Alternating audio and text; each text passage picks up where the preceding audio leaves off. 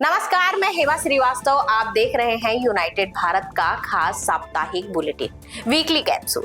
इस हफ्ते देश और दुनिया की बड़ी घटनाओं ने हमें सोचने पर मजबूर किया। कहीं सियासी हलचल है तो कहीं प्राकृतिक आपदा, संसद में गूंज है, सड़कों पर चीखे हैं और अंतरिक्ष से लेकर खेल तक भारत चर्चा में है। तो चलिए नजर डालते हैं बीते 7 दिनों की 25 सबसे बड़ी असरदार खबरों पर।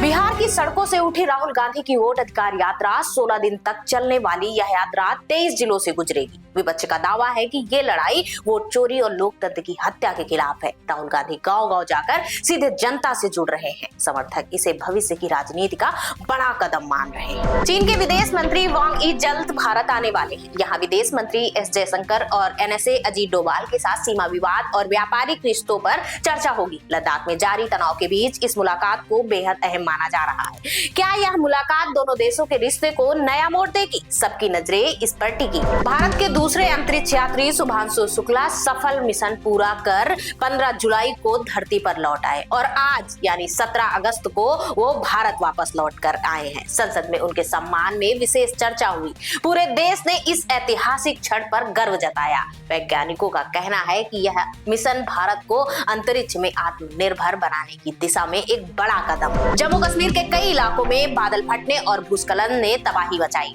अब तक करीब 60 लोगों की मौत और 200 से ज्यादा लोग लापता हैं।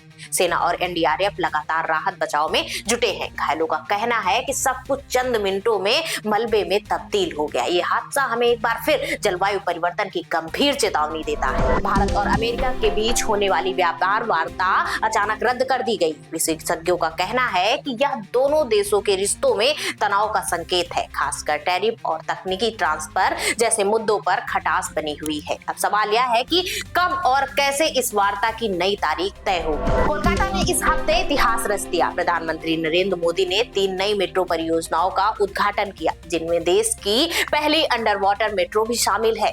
हुगली नदी के नीचे से गुजरने वाली यह ट्रेन भारत की इंजीनियरिंग क्षमता का शानदार उदाहरण है। लोगों ने इसे कोलकाता का गौरव बताया। अमेरिका द्वारा लगाए गए नए टैरिफ का सीधा असर भारत की अर्थव्यवस्था पर पड़ सकता है। रिपोर्ट्स के मुताबिक भारत की GDP वृद्धि दर 60 बेसिस पॉइंट तक कम हो सकती है। विशेषज्ञ चेतावनी दे रहे हैं कि अगर हालात जल्द नहीं सुधरे तो इसका असर रोजगार और निवेश दोनों पर दिखेगा। प्रधानमंत्री मोदी अगले महीने न्यूयॉर्क जा सकते हैं। यहाँ वे संयुक्त राष्ट्र महासभा में भाषण देंगे और अमेरिका के राष्ट्रपति डोनाल्ड ट्रंप से सीधा मुलाकात भी संभव है। सूत्रों के अनुसार इस यात्रा में जलवायु, व्यापार और वैश्विक सुरक्षा जैसे मुद्दे पर चर्चा होगी। 5 साल बाद भारत और चीन के बीच सीधे यात्री उड़ानें शुरू हो सकती हैं। कोविड के बाद पहली बार दोनों देश कनेक्टिविटी बहाल करने पर सहमत दिख रहे हैं। व्यापारियों और छात्रों ने इसे बड़ी राहत बताया है। रूस के राष्ट्रपति व्लादिमीर पुतिन इस साल के अंत तक भारत आ सकते हैं। NSA अजीत डोभाल ने इस पर औपचारिक ऐलान किया। माना जा रहा है कि इस दौरान रक्षा और ऊर्जा सहयोग को नई दिशा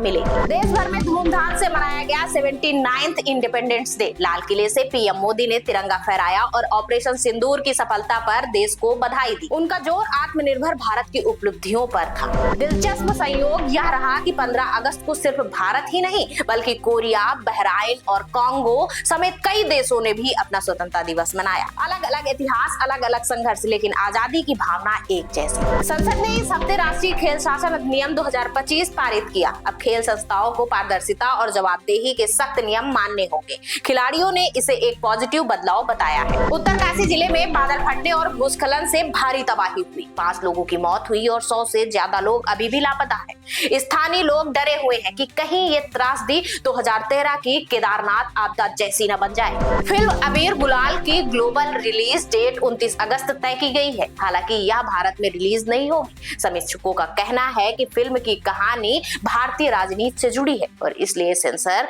विवाद से बचने के लिए यह फैसला लिया गया। जम्मू कश्मीर सरकार ने 25 विवादित किताबों पर प्रतिबंध लगाया है। इसमें अरुंधति राय की किताबें भी शामिल हैं। सरकार का कहना है कि ये किताबें युवाओं को भड़काने वाली सामग्री रखती है। विपक्ष ने इसे अभिव्यक्ति की स्वतंत्रता मानवता पर हमला बताया। दिल्ली में आवारा कुत्तों की बढ़ती समस्या पर सुप्रीम कोर्ट ने कड़ा रुख अपनाया।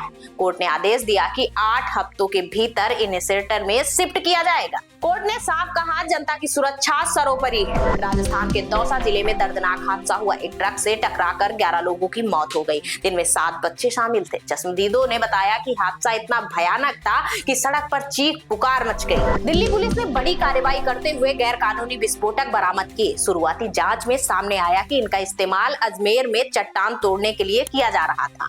पुलिस मामले की गहराई से जांच कर रही है। राजधानी दिल्ली से सर्वसार कर देने वाला मामला सामने आया है। एक 65 वर्षीय मां के मुताबिक उसके ही बेटे ने उसके साथ दुष्कर्म किया। पुलिस ने आरोपी को गिरफ्तार कर लिया है। पड़ोसियों का कहना है कि यह मानवता को हिला देने वाली घटना। गुरुग्राम में नकली ऑडिटर्स बनकर बदमाशों ने मनप्पुरम गोल्ड लोन के दफ्तर से करीब 9.5 लाख रुपए लूट लिए। पुलिस सीसीटीवी फुटेज खंगाल रही है और आरोपियों की तलाश जारी है। दिल्ली के तुगलकाबाद इलाके में चीनी मांझे की चपेट में आने से 30 वर्षीय युवक गंभीर रूप से घायल हो गया। डॉक्टरों ने उसकी जान तो बचा ली, लेकिन गर्दन पर गहरा घाव है। लगातार हादसों के बावजूद चीनी मांझा बाजार में बिक रहे। दिल्ली एनसीआर को बड़ी सौगात मिली। 11,000 करोड़ रुपए की लागत से बने द्वारका एक्सप्रेसवे और यूईआर सेकेंड हाईवे का उद्घाटन किया गया। पीएम मोदी ने कहा कि इससे दिल्ली और गुरुग्राम के बीच सफर आसान और तेज होगा। संसद में इस हफ्ते भारत अमेरिका आर्थिक रिश्तों पर जोरदार बहस हुई। विपक्ष ने सरकार पर आरोप लगाया कि विदेश नीति कमजोर पड़ रही है। सरकार का कहना है कि यह सिर्फ अस्थायी समस्या है